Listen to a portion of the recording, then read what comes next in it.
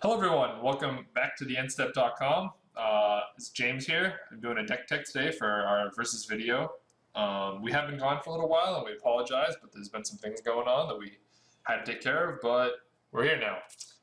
We're back. Today I'm playing a bug deck that I came up with.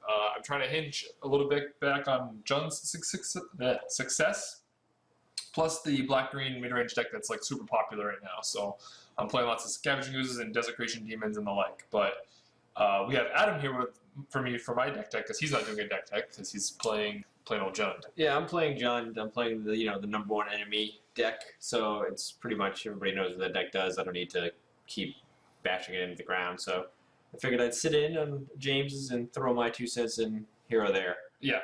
So this is basically his version of like the Jund mid range because it's a slight variant. Gets to play more black cards, because it did more dedicated black, and then you get some of the sweeter blue cards, which obviously Jund does not have access to.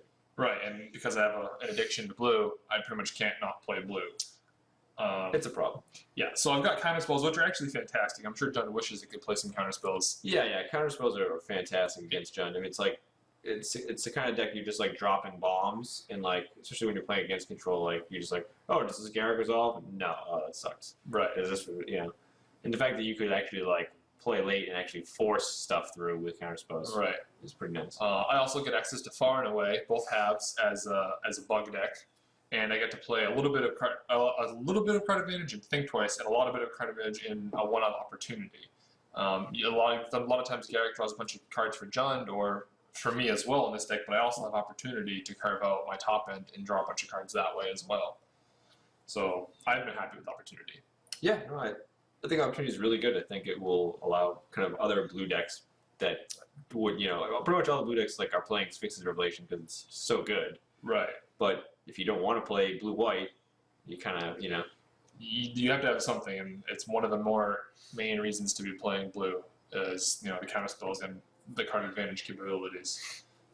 One of the changes that with this version, we were testing a version before with some Snapcaster mages, which then became more Desecration Demons and Lifebane zombies.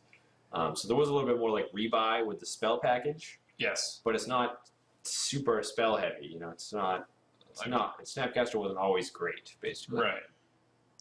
Like you would be in a lot of the other control decks are really spell heavy. Yeah, I also wanted more things to do in the 4-drop slot because lots of situations were coming up where it's like I could just Snapcaster Farseek on 4. Yeah. And I mean, like that seems like a pretty poor use of a Snapcaster. Yeah. So at that point, I was only playing 2 Desecration Demons, and I went up to the full package to bolster up my 4-drop slots. So I actually have something to play in that curve. And I'm also playing Lifebane Zombie now, so I have like an actual 3-drop. Lands are pretty normal. I am playing 1 Kessig Wolf Run plus a Blood Crypt for a red source. I'm very easily can just skip the red. Not a stomping ground because they need the black for double black and demon and Lifebane zombie, so I went with the Blood Crypt instead. I'm very black heavy. Yeah, so it's technically a 4-color deck, but it's really just like 1 red source for the Wolf Run. Right. Well, that's it for the main deck, and take a look at the sideboard. Alright, so here with the sideboard, and this is honestly where I feel the blue in the deck shines the most. I'm playing 2 Evil Twins for any fatty deck, but it's also pretty good against Jund. Everything that I can copy in the deck is pretty awesome to copy. Unfortunately, it does not kill Olivia anymore, but it does get to do good shenanigans with Huntmaster. It eventually kills Olivia. Depending on how much mana I have. Yeah, and if they don't just kill it right away. Or steal it, because it'll be a vampire. Yeah. 2 negates, which are awesome in every matchup that negate is awesome in. 3 Duresses, 2 Lilianas, and 2 Devour Fleshes. Liliana's fine against Jund. I know you boarded in in the mirror match quite a bit, so I want to try that. It's okay there. I do like it much more in the blue decks against the blue decks than Jund. Right. Just because like Huntmaster gives you 2 guys, Thragtusk gives you 2 guys. Right. So it's like slightly better against me than it is against you. Right. Yeah. But also fantastic in the Ban Hexproof matchups. Yeah, as is Devour Flesh. That's where you want the sack outlets. I'm also playing 3 Notion Thieves as for like my control matchup, or like aka my Sphinx's Revelation hate. Like I'm playing the Notion Thief to try and steal that. And he's still like super like nobody plays him, so like you can get people all the time. Oh yeah, all the time. Like, oh, I'm gonna rev for 5. Whoop. It is experimental though. Like I want to play lots of like post board games. to see if I can like. I do if think he's going to test be it. good enough. Until people start playing around him, he's worth playing. Yeah, people love tapping out end of turn for the revelations. Yep. And the one of Chris Dissel, just because there's lots of applications right now. This might actually become a ratchet bomb in the future. I can see that. So I do want to get some of those into my list. But as of right now, it's a Chris Dissel. Yep.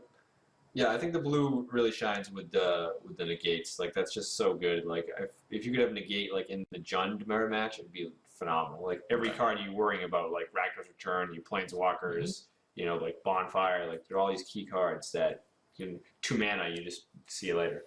Right, and that's a little bit more. I had the Snapcasters in the main, so I can get more use out of like my sideboard cards. Right, but I think it's okay. So work in progress. We'll see how it does against the beast, the #1 enemy. Yep. All right. Thanks for watching.